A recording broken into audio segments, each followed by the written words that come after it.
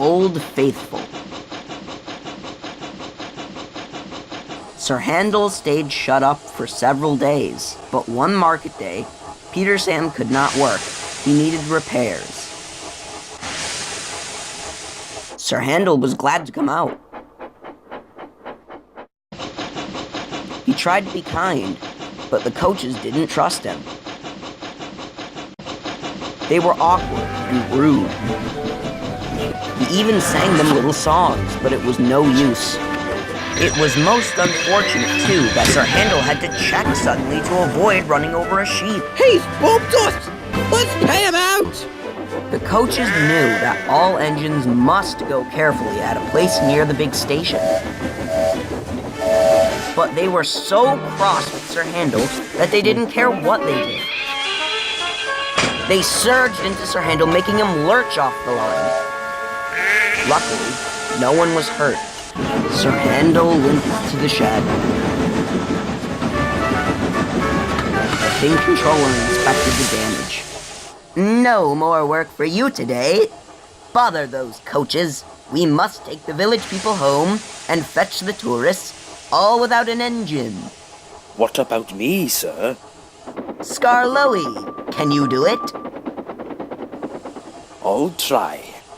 The coaches stood at the platform. Skarloey advanced on them, hissing crossly. I am ashamed of you. Such behavior. You might have hurt your passengers on market day, too. We're sorry, Skarloey. We didn't think. It's that Sir Handel. He... No tales. I won't have it. And don't you dare try tricks on me. No, Skarloey, of course not, Skarloey. Skarloey might be old and have dirty paint, but he was certainly an engine who would stand no nonsense. His friends crowded round, and the guard had to shoo them away before they could start.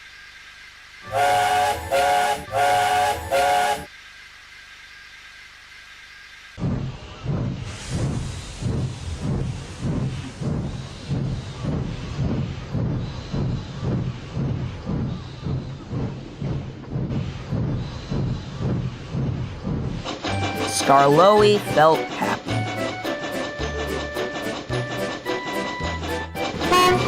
He remembered all the gates and stiles where he had to stop and whistled to his friends. The sun shone, the rails were dry. Oh, this is lovely. But presently they began to climb, and he felt short of steam.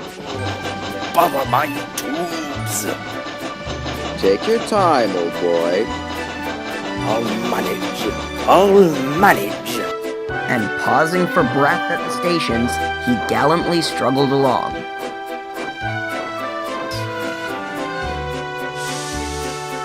After a rest at the top station, Skarloey was ready to start. It's better downhill.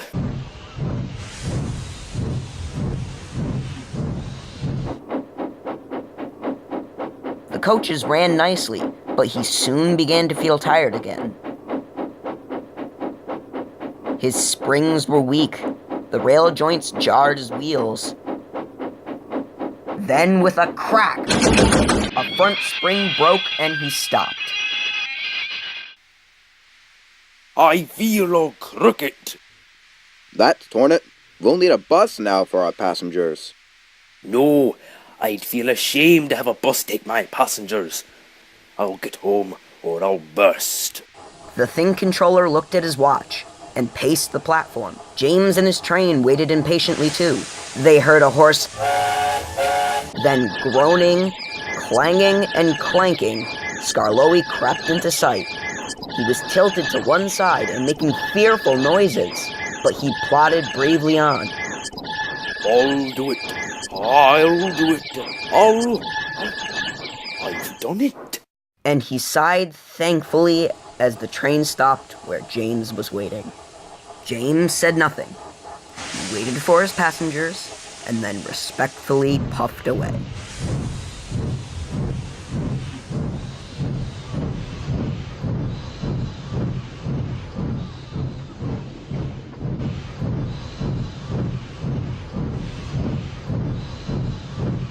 You were right, sir. Old engines can't pull trains like young ones can. They can if they're mended, Old Faithful, and that's what will happen to you. You deserve it. Oh, sir. Sir Handel is longing for Skarloey to come back. He thinks Skarloey is the best engine in the world. He does his fair share of the work now. And the coaches never play tricks on him, because he always manages them in Skarloey's way.